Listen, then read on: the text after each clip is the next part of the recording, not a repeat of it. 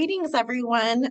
This is a re-recording of the Wellness Connection Beyond the Couch May webinar series. We ran into some technology difficulties, and we thought that the content of this was just too valuable to not share broadly. So here we are with a redo. Let me start by introducing myself. My name is Emily House, and I am a play therapist here at the Wellness Connection.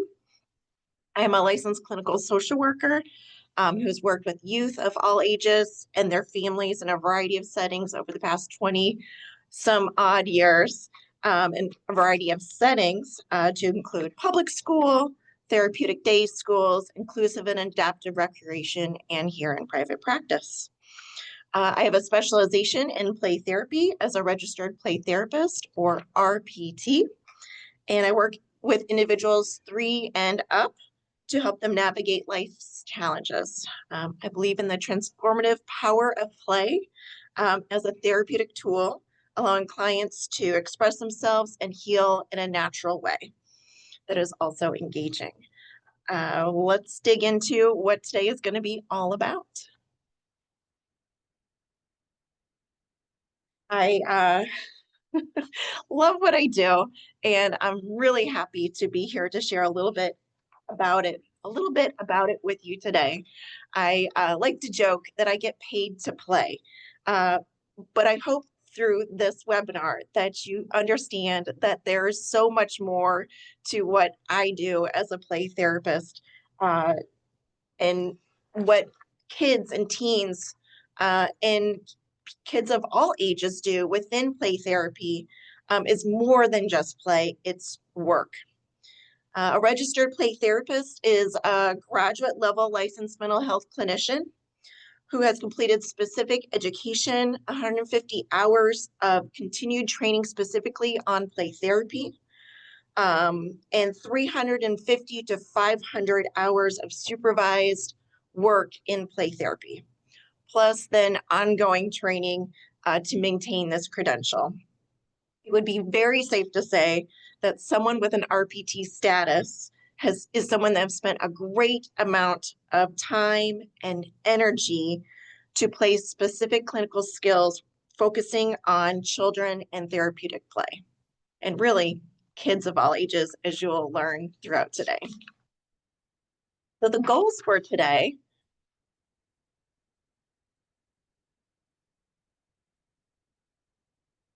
are to progress in our slides, but we are having some difficulty with that. Here we go. All right. You're going to learn, while there's so much to learn about play therapy, we're going to focus on 3 main aspects today for you to be able to define what play therapy is and who can benefit from it. Leave with 3 skills in your pocket that you can apply in your life, whether it's as a parent or professional, and to know what to ask for and look for in a therapist if you're looking for someone with a play therapy specialization. To get us started in a playful way, I thought we would do a Mad Libs activity. This is where a story, or in this case, a definition, is used to fill in the blanks using nouns, verbs, adverbs, adjectives, and it usually turns into a silly creation. I made a variety of forced choices for my esteemed colleagues here at the Wellness Connection and asked them to complete this as if they were kids. And without further ado, let me give you the Mad Libs definition of play therapy. Play therapy is a loud use of theoretical model to poop an excited process wherein trained play therapists use the smart powers of play to help clients prevent or resolve stinky difficulties and achieve fluffy growth and monsters. Well, that's not quite what I've been trained is what play therapy is defined for. So why did I start here? Well, one, it's playful, and it's a good way to start talking about play therapy. 2, it helps us get into the framework of children. And that's who we think, generally speaking, broadly, is the main clientele for play therapy. If you've been around kids long enough, you know that there are certain phases in kids' lives where they think that bodily functions such as potty talk, like poop, is hilarious. Yet it's taboo and discouraged or even not allowed in many of the environments they spend their time in, such as school. You'll learn through this training that all parts of kids are appreciated in play therapy, and there is a permissiveness within the therapeutic environment of the playroom. So let's hear the actual definition of play therapy. Play therapy is defined by the Association of Play Therapy as the systematic use of a theoretical model to establish an interpersonal process wherein trained play therapists use the therapeutic powers of play to help clients prevent or resolve psychosocial difficulties and achieve optimal growth and development. Whew, that is quite a mouthful. And for parents seeking services for their child, that can be really difficult to sort through and what those terms practically mean. Hopefully, through this webinar, I can support you in understanding this more concretely. While the modalities of play therapy, interventions, philosophies within the realm of play therapy, the general purpose, and evidence-based core traits of play therapy are similar. Its implementation and value is widely known and is constantly expanding. Notably, for me, one thing that is missing from this definition is that it is an evidence-based model. Play therapy has been rated promising as a promising intervention by two different clearinghouses for child well-being, such as including behavioral and emotional and social functioning, educational achievement and attainment and disruptive behaviors, treatment for anxiety, and domestic violence services. To help us get into the why of play therapy, I'm going to use this public service announcement from the Association of Play Therapy, introducing Andrew, that was created by them, and I'm a proud member of the Association for Play Therapy. And this will help us get into why play therapy.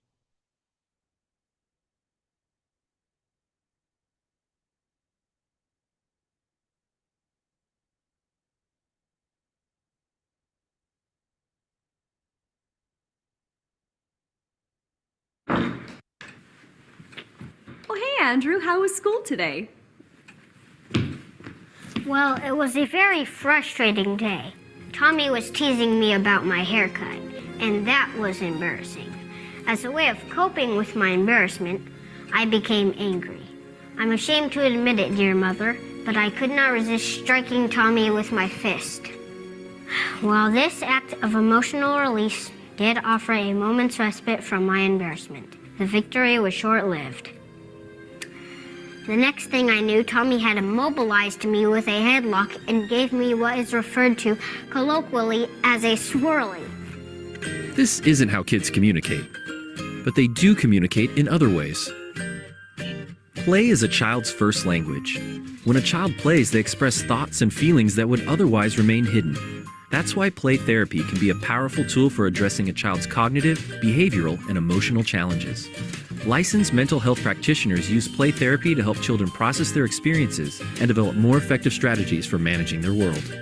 To learn more about play therapy and registered play therapists, visit a4pt.org. Oh. I really just need a chocolate milk on the rocks and a long soak in the tub.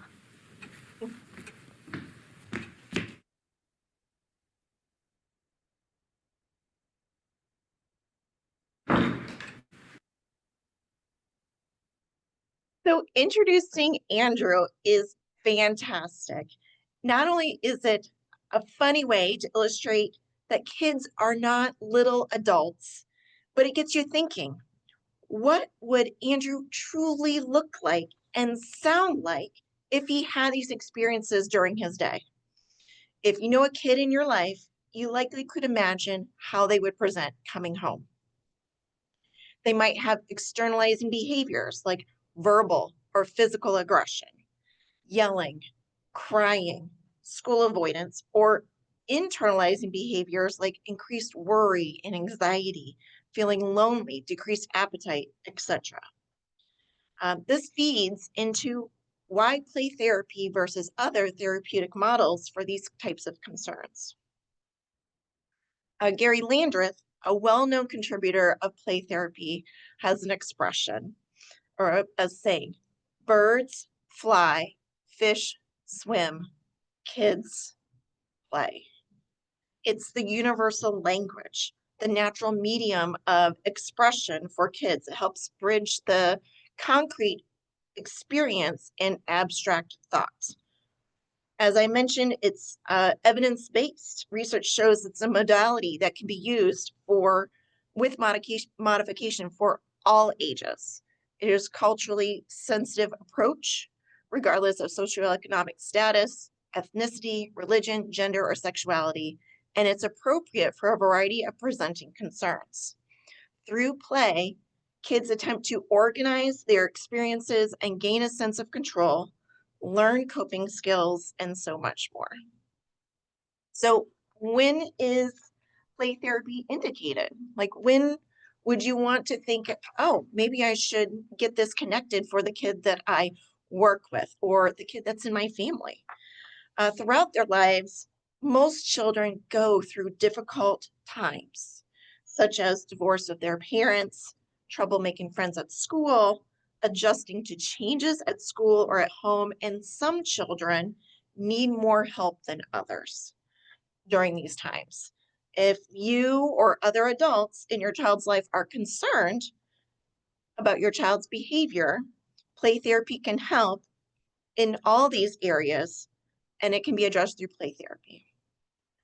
Some things if you experience in significant change, a traumatic experience, behavior or abilities significantly different than same age peers, depending upon the developmental age of the child. This could be being excessively withdrawn, aggressive, cries easily, displays agitation, difficulties with sleeping or toilet training. It runs the gamut depending upon where your kid is in their developmental stage. Also, if parents need support to address concerns or issues related to behavior or relationship, play therapists are trained to work with the parents along with the child. One thing to note about trauma and kids, in the book, The Body Keeps Score, it outlines how trauma is stored in the body and the brain, not just as memories, but as sensory experiences, emotional responses, and survival strategies. As children develop, their brains and emotional capabilities change also.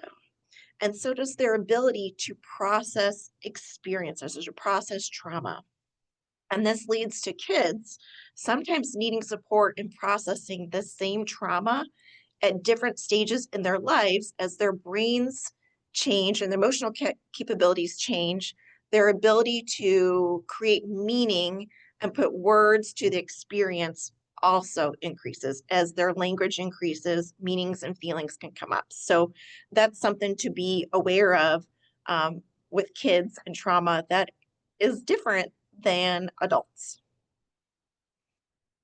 There are 4 universal outcomes of play therapy, and these come from being in a safe and secure boundary of a trusting relationship. And within play therapy, this would be the client with the play therapist. One of the universal outcomes is an increase in self-esteem. This is a sense that you are, as a person, worthy, that you have the ability to impact the world through your actions and words, that you're competent to do so, and that you know who you are. Another universal outcome is self-regulation. This is the ability to control yourself. You don't have to kick someone just because they make you upset. You can walk away because you have self-control. Emotional vocabulary is another universal outcome of play therapy. an outcome that is expected. Emotional vocabulary has two components. One is the ability to identify what you are feeling, and the other one is choosing how to express that feeling to others. The last one is increased worldview.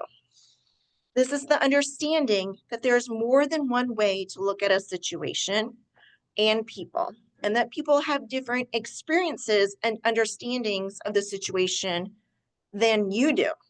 The saying that there are two sides of every story kind of sums up what worldview means.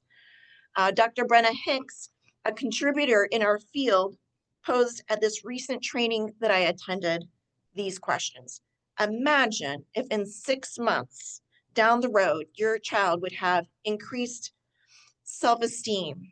They'd be able to better regulate. They'd have a better emotional vocabulary, and they'd have a better worldview. What would that look like in your family? What would that feel like? What would it look like for you as a parent? How would your child feel differently? How would they view the world? These are incredible gains for a child to have. And as adults in these children's lives, this is exactly what we want from them, to have these skills and to be able to grow and to continue in their realms. There are two main types of play therapy. One is directive, which is characterized by the active role of the adult who, rather than the child, is in charge of the play. The child's spontaneous input is limited by the pre-planned structure of the theme, content, and pace of the prescribed activity. And frequently, the child is the recipient of information, like being taught skills.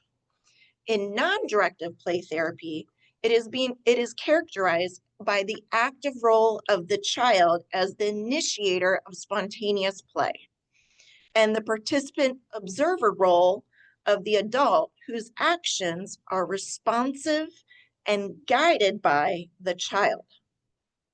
In this case, the child is in charge of the theme, the content, and the process of the play. The child selects the materials and controls the pace.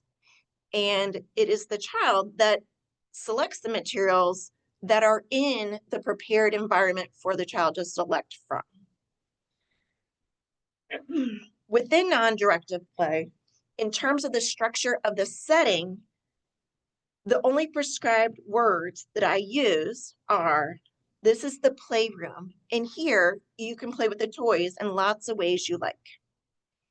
This is the end of the session, or at the end of the session, we have 5 minutes left of playtime today. We have 2 minutes left of the playtime today.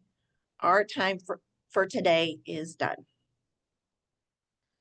The adult-led actions in non-directive play therapy are minimal, and they're to structure the environment, which is what I just described in terms of the prescribed verbalizations that the clinician gives, and limit setting, which is on an as-needed basis, and I will speak to that a little bit more later.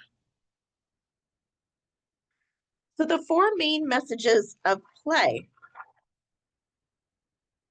are what the child shares and processes within play, which include what a child has experienced, their reaction, feelings towards that experience, what the child needs, wants, or wishes to be true, and the child's perception of self. Boiled down, this is their work. When an adult comes to therapy, if you were to ask them what it was like, they would likely say, I talked. Conversely, when a child comes to play therapy, if you were to ask them what it was like or what they did, they would likely say, I played. Now, anyone who's been in talk therapy or has an intense chat with a friend knows that while you just talked, you did a lot of emotional lifting, processing experiences by putting verbal words to experiences and feelings and thinking about things differently. It's the same for kids. It's just their language, so to speak, and the way of going about it looks a little different to meet their developmental needs. Virginia Axeline, a foundational figure in play therapy, gave us a powerful framework of principles on how to promote healing within or with children within the therapeutic relationship. And she outlined 8 of these. Their way of being, not so much a technique. The first one is that the therapist is genuinely interested in the child and develops a warm, caring relationship. The first step is building a relationship and providing emotional safety, or building a relationship which feels like emotional safety. This means showing up with warmth, friendliness, and genuine interest. We're not trying to fix the child, we're here to connect. The relationship is the foundation for everything else to occur from. The therapist, number 2, provides unconditional positive regard. The therapist accepts the child exactly how they are. We accept all of their feelings, all of their behaviors, all of their expressions, even the messy and confusing ones for them. It helps the child to learn that all parts of them are welcome here in the playroom. They don't have to hide any part of them within this environment. You can't have a relationship with a problem, so you connect with the person. And on this note is that comment from the Introducing Andrew video, we're learning that kids are not miniature adults. They have their own way of being and their own process. The third principle is that the therapist establishes a feeling of permissiveness within the relationship so the child feels free and safe to express their feelings completely. We create an environment where the child knows they won't be judged or shut down for having feelings that are too strong. It means that they learn that they're able to explore and express their feelings of anger, sadness, fear, joy without being told they're too much. Emotions are allowed to exist and are able to be explored safely. The fourth principle is that the therapist is alert to the child expressing and then reflecting feelings back to the child to gain insight or self-understanding.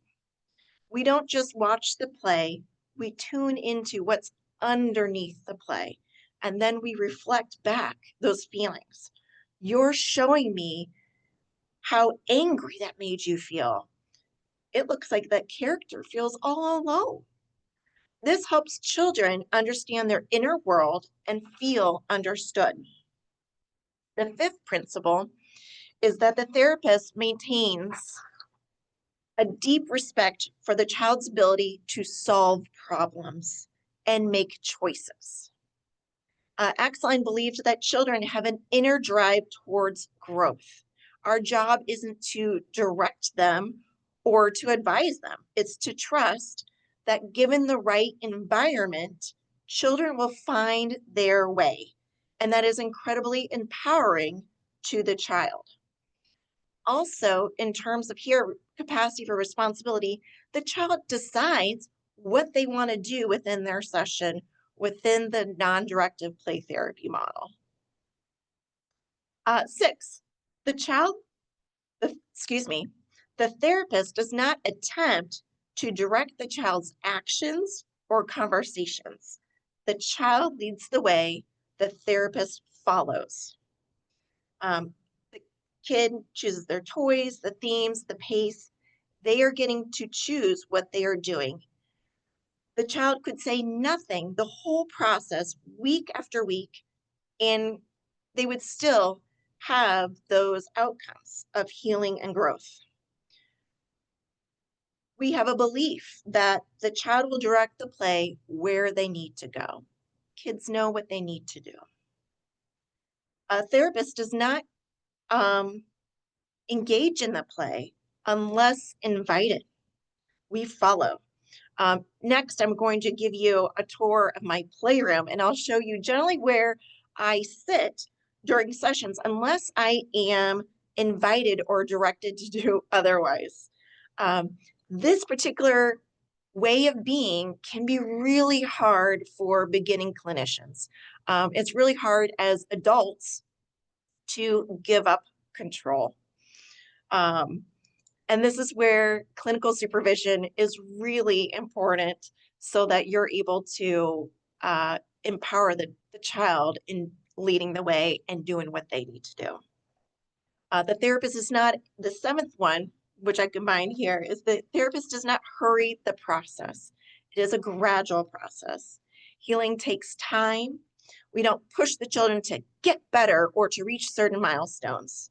We honor their pace and know that slow, consistent, respectful work leads to lasting change.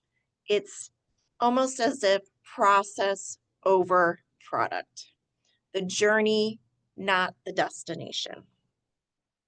Lastly, the therapist establishes only those limitations necessary to anchor therapy in reality and to make the child aware of their responsibility within the relationship.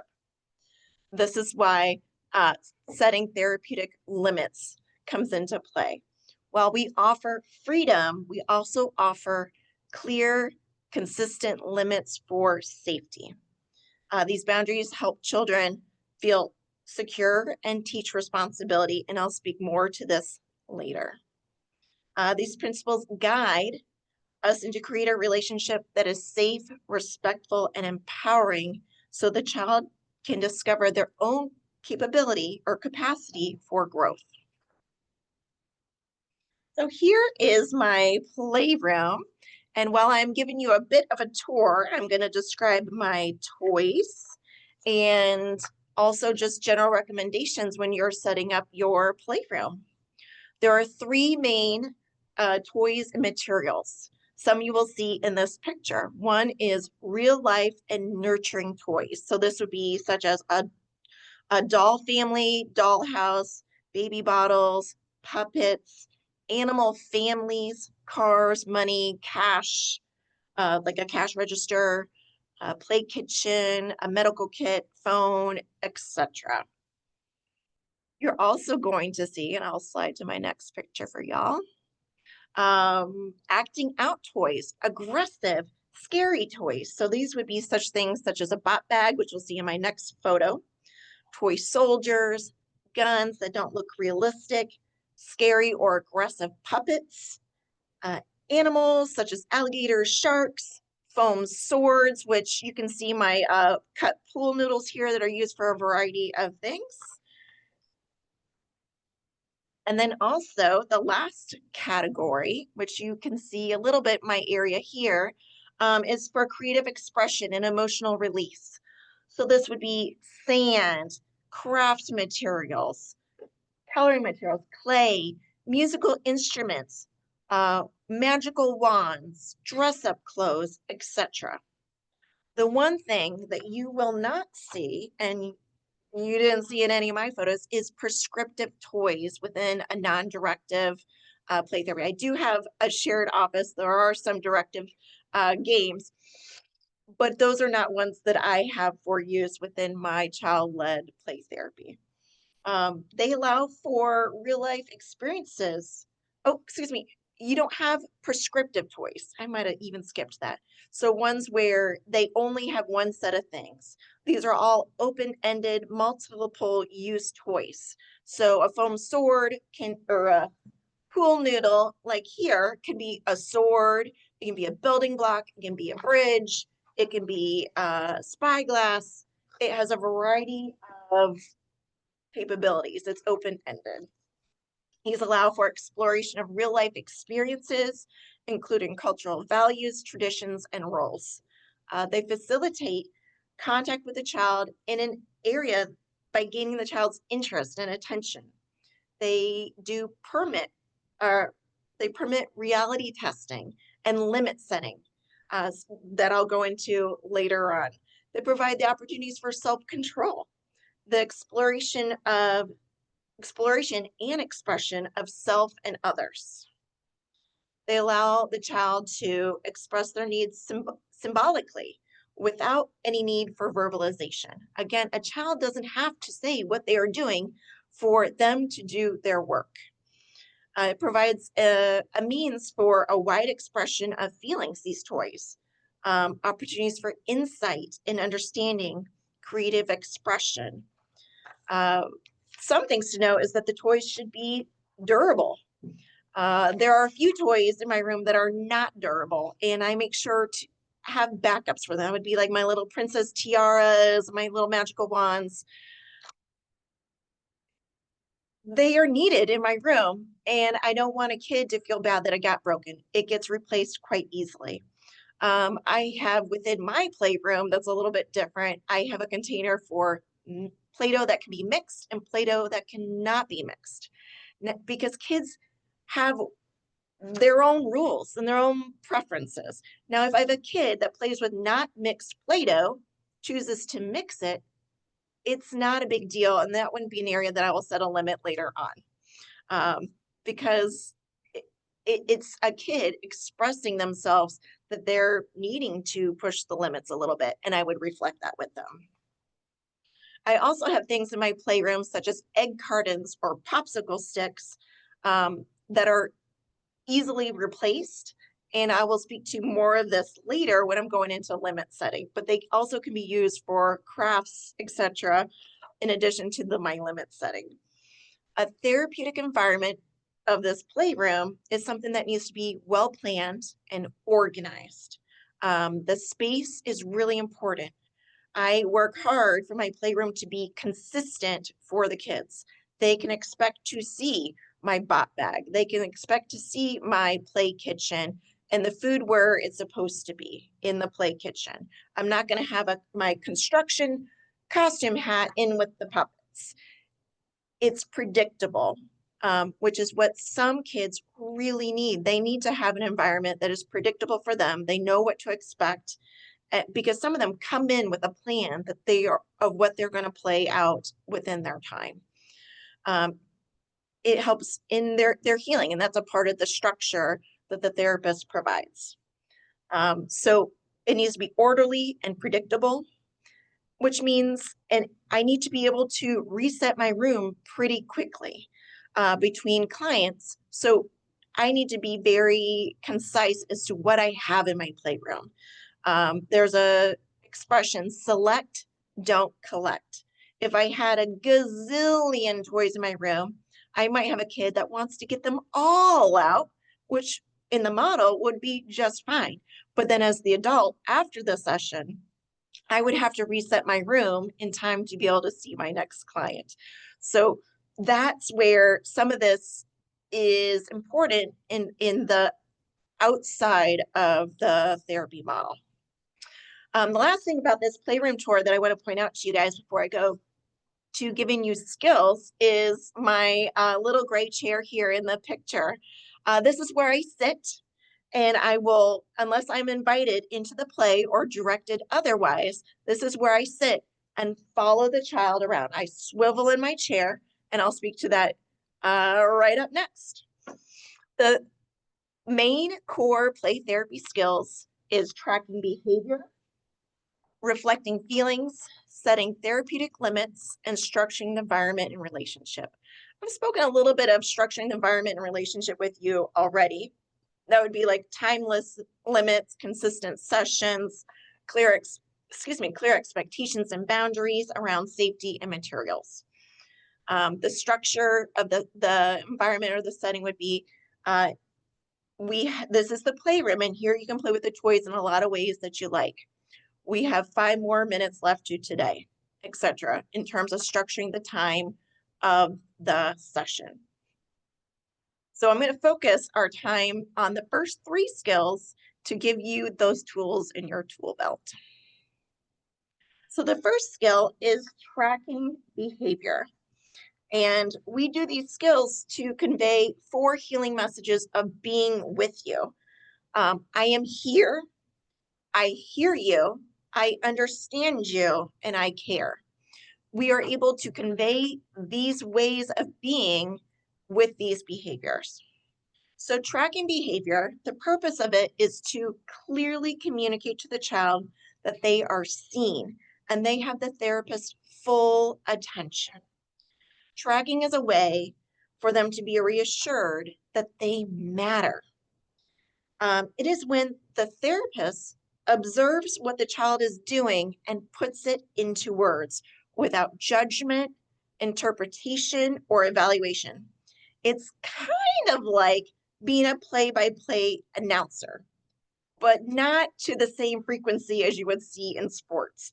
We do not comment on every single movement. Sometimes silence is golden, and the timing and the reflection is honed in through training, experience, and clinical supervision. So for example, within session, if a child is stacking blocks, the therapist might say, "You're placing one on top of another." If the child is pretending that a doll is crying, the therapist might say, "That one is really upset." Notice that I didn't name the toy being played with. What might be a dog to me might be a lion to another. I had a play session where a kid was playing with a cat puppet and named this a cat. And then got out this puppet.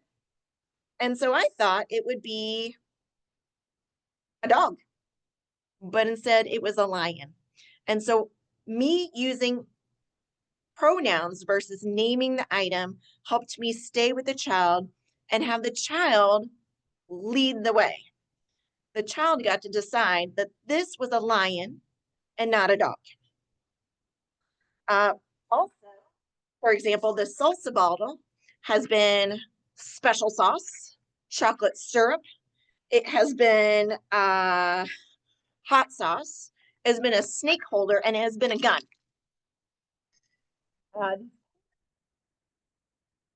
Have been carrots, but the child has also decided that they were like drumsticks. The child gets to decide what they are, and I don't use the name of a toy until the child names it. So once the child named this as a dog, then I, within the model, can call it a dog. Otherwise, you picked that. That is feeling angry. Now that goes into reflecting feelings, but we'll get there next. So why do we track behaviors?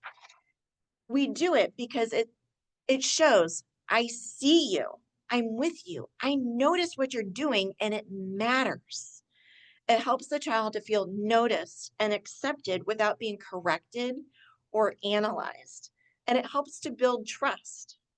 Tracking helps the children also increase their awareness of their own actions and emotions in a calm, supportive way. When the therapist says, "You knocked everything down," the child might pause and realize, "Yeah, I did knock everything down, and that felt big."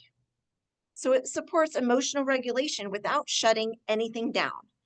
It's not praise, it's not correction, it's presence. It's a way of being. How I show up in the room is fully present. There's a saying within play therapy that the toes follow the nose. So if a kid is playing over here, I'm not just turning my body or my head, I'm turning my whole body. I'm tracking wherever they are with my full body. Does that make sense? Toes follow the nose. It is conveying that they have my full attention. So let's give this a little bit of practice for you. I'm going to show you some different pictures, and I'm going to give you an opportunity to think about how you could reflect a child's behavior, what you see. All right, so in this picture, the child just finished lining up these cars. What could you say? You could say you have them all lined up. You could say you placed them how you wanted them. You decided to put that one there. Okay. We didn't name the cars or the vehicles, but we demonstrated that we observed, we saw what the child did. Here's another one, more of a home-based or outside-based experience. This is very, if you have a kid, a young kid in a puddle, you know what's going to happen if you have kids in your life. They're going to go and splash in it. So when this happens, how can you reflect that behavior? That you're seeing them. You can even do like a sound effect, splash. You can say, you wanted to feel what that felt like to splash in that puddle. That water is really flying. It's showing that you are tracking what they are doing. Here's another one. You can say a kid just lined up these dinosaurs. Maybe they're dinosaurs, or maybe the kid has decided they're all dogs. We don't know unless the kid verbalizes it. And what's really cool is we don't have to know what the kid thinks they're dinosaurs or dogs because the kid knows what they are and is working through that. And we're just helping to put words and then later on feelings to what they have going on so that they can increase their worldview and their emotional vocabulary, their self-esteem, their regulation, and whatever other issues that came in or presenting concerns that brought them into the room for intervention. So in this one, what could you say? That one is facing the others.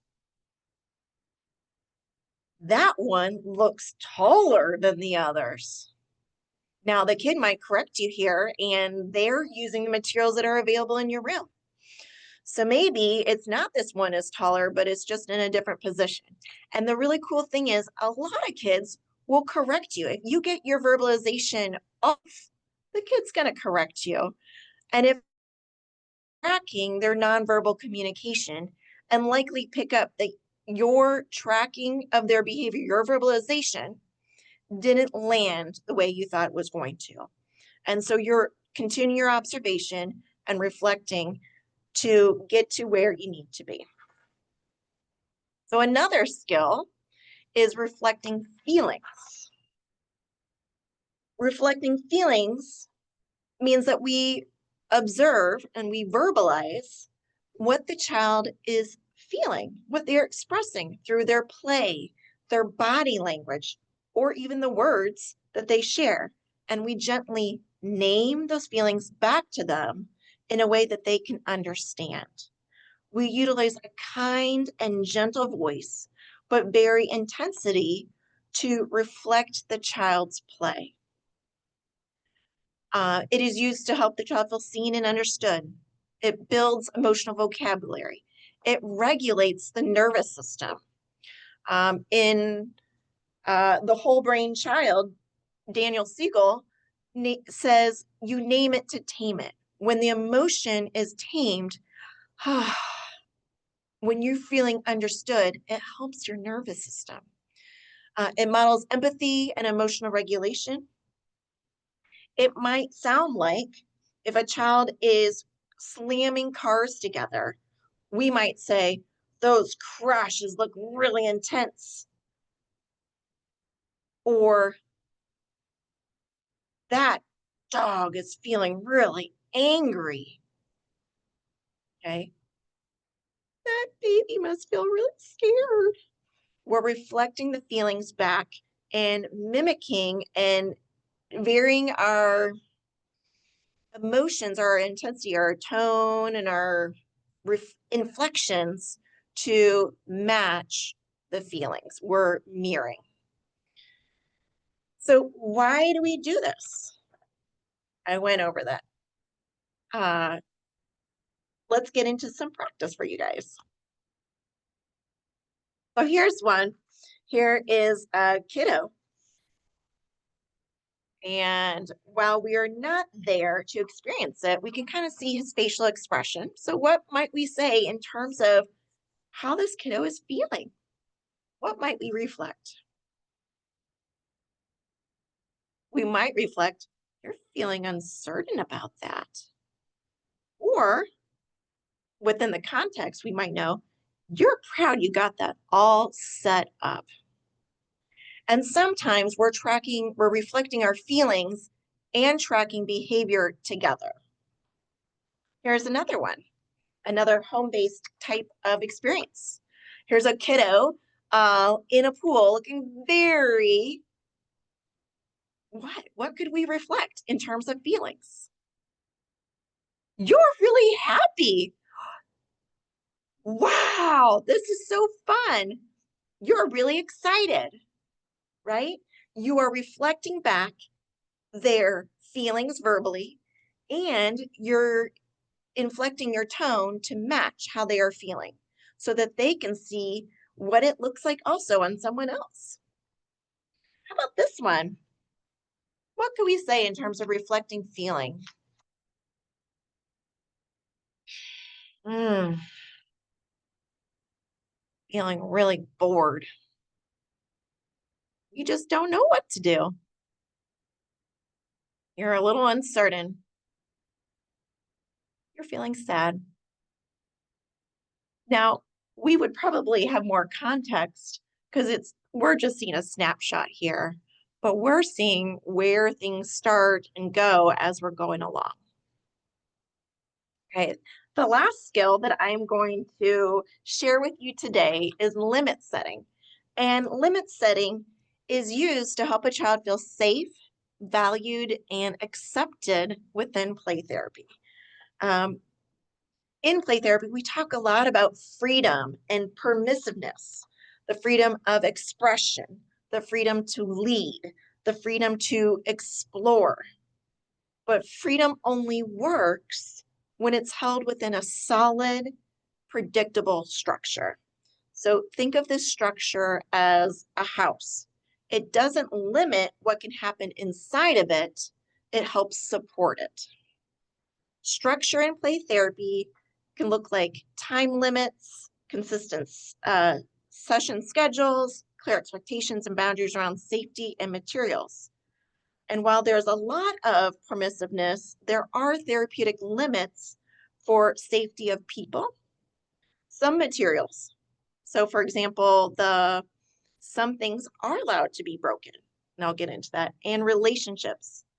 And I say some materials because there are some materials in my playroom that are purposefully in my playroom to provide an outlet for or an opportunity to channel an expression in a manner that is safe. So for example, the popsicle sticks that I have, they can be used as crafts, but they can also be used as snapping. I have egg cards. They can be used as a craft. They can also be used as ripping, the ripping of the cardboard. So for example, or let me go through the steps and then I'll give you some examples before we do our own practice together. The steps are the therapist will acknowledge the child's feelings, wishes, and desires. This goes into an acronym of ACT. So A is for acknowledge. C is for communicate. You're going to communicate the limit.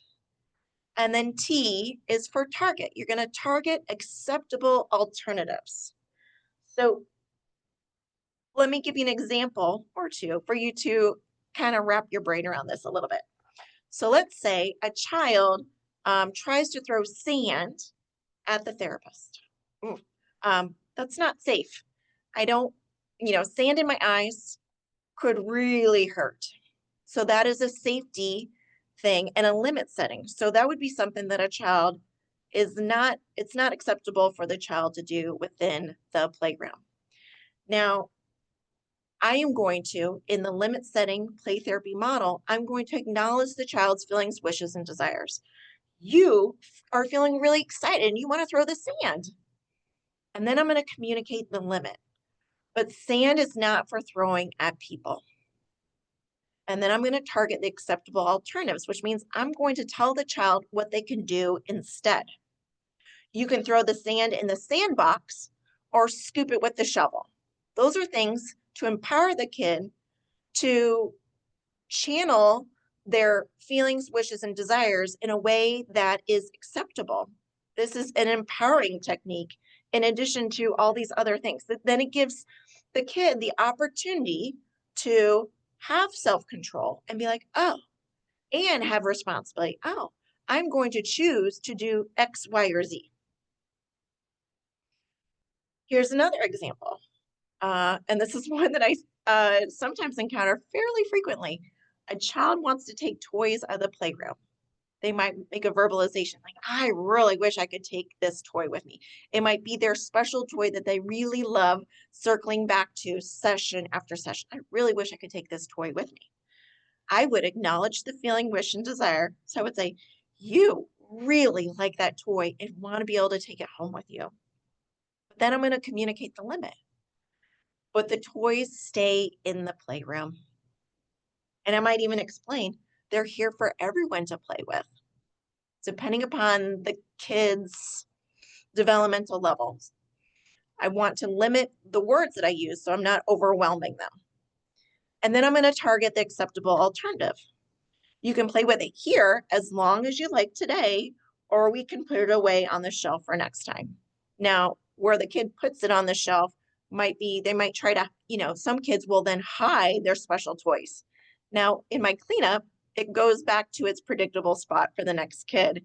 But for that kid, they met their need of feeling like they were protecting their toy. It is totally fine what the child chooses to do. But we are also going to communicate the limit and target those acceptable alternatives. So if they want to hide their toy in the playroom, they can choose to do that. That's just fine. Taking it out of the playroom, not so much because we got to share our toys. All right, so let's give you a chance to experience what this might look like. And I'm choosing a home scenario because I want this to be something that is applicable to anyone. So here we are. Here's a kiddo, and it's your kiddo. It's the end of the day. It is time to get ready for bed. And this kiddo is having a good old time with dress up. So the child refuses to maybe clean up toys at the end of the day, put away the dress up, put away the blocks or whatever else is your routine. But the expectation is we clean up before bed, okay? So here we are, the child refuses to do this.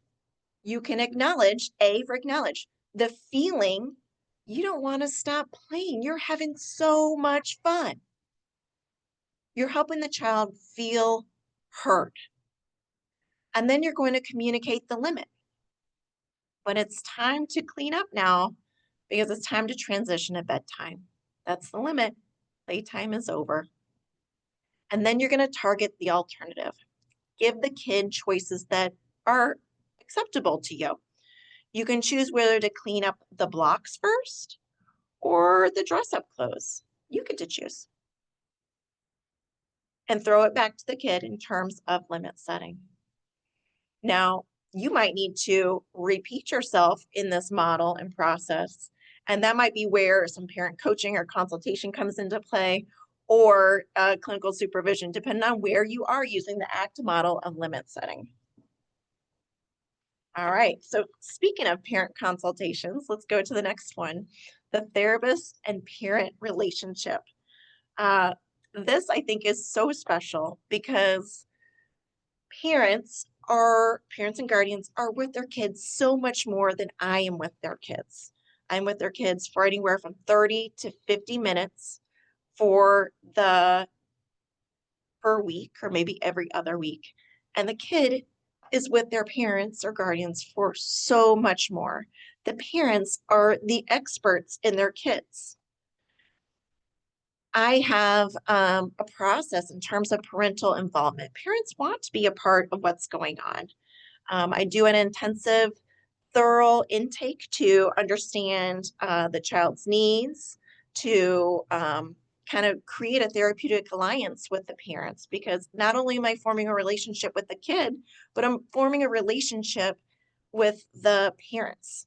There's a level of trust and vulnerability that comes into having your kid in therapy. And I want to partner with families to create healing and growth that goes not only beyond here, but can also help with the family system. So for every 4 or 5 sessions within child-led play therapy, I meet with the parents without the child for parent consultations. And the purpose of these ongoing consultations is to maintain and foster the relationship, and to allow the parents and myself to collaboratively assess the progress towards goals, looking for a decrease or increase of symptoms that we're looking for, and to give me the opportunity to further educate the parents about child development, parenting skills, and helping them get connected to community resources as needed. It's really helpful for the parents to understand their child is progressing and what is developmentally appropriate. Sometimes as parents, we forget what it was like to be a kid and not have a fully developed brain. And while with that, sometimes our expectations for kids are not aligned with where our child is at. And so it's really helpful to have a touch point to be like, oh, yeah, my kid is only 8, and this is what can be expected for an 8-year-old, etc. It's also important, I've had parents share with me, it helps them increase the understanding of their child. I've been able to share with some parents, and they've thanked me for sharing that research shows that a child with ADHD's executive functioning is typically on average 2 years delayed developmentally than their same age peers. And that helps them understand the expectations for their particular child in a Another area within the therapist-parent relationship is confidentiality. And this is different for a therapist working with minors than it is working with adults, because while the child is the client, the parents are also kind of the client also. And this is something that I go into and work hard to develop trust and explain this within my parent intakes and review as needed. Within child-centered play therapy, confidentiality is a foundational part of creating a safe and trusting environment with the child. So what the child specifically says or does within session is kept private between them and me. Now, that doesn't mean that there isn't communication with the parents or the families. Um, with the consultations, I am talking about the themes of what I am seeing within sessions. And if there is a concern that comes out or within session, the parents and I have already talked about what that process looks like. So I keep parents informed of progress and themes while respecting the child's privacy and emotional safety. Not knowing what exactly is going on in the playroom can be really hard. And this is where it's important to have that relationship with parents and that level of trust, because there is an investment here. And they are invested in their kids and they want what's best for the kids. And it's sometimes hard to not know what's going on. And so this is where that rapport plays in. I work hard to educate the families on the process and have clear expectations of what's going to be shared and not shared. And I'm upfront about confidentiality and clear expectations of what that can look like for parents. And I work hard to answer questions in the realms that I'm able to while navigating this path, or a dance, so to speak, of what's in the best interest of the child.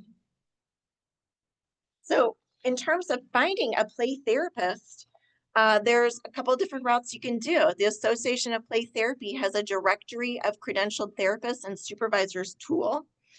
This is where you're able to find people that have credentials of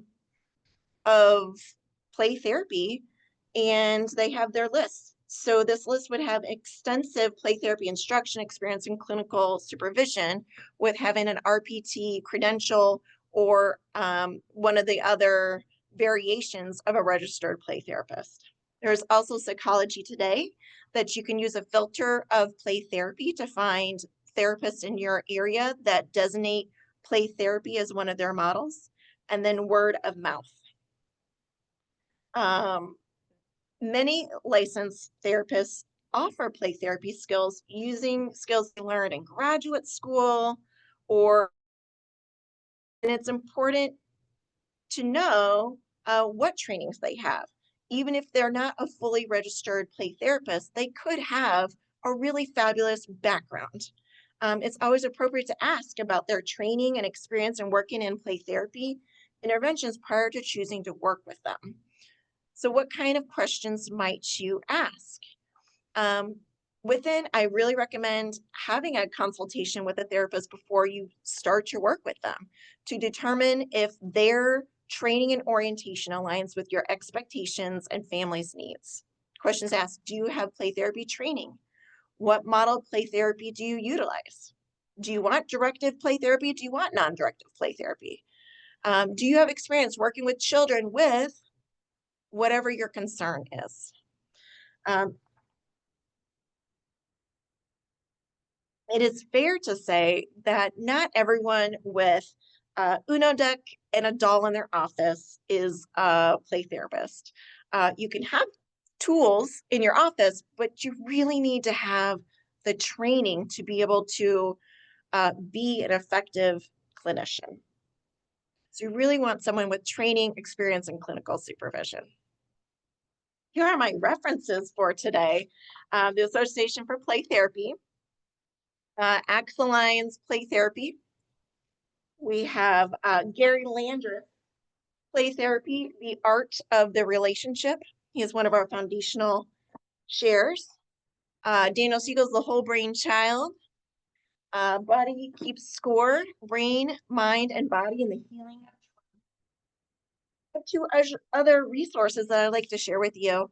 One is a Therapist's Guide to Child Development, The Extraordinary Normal Years, and Play Therapy, Parenting and Play Therapy podcast by Dr. Brenda Hicks.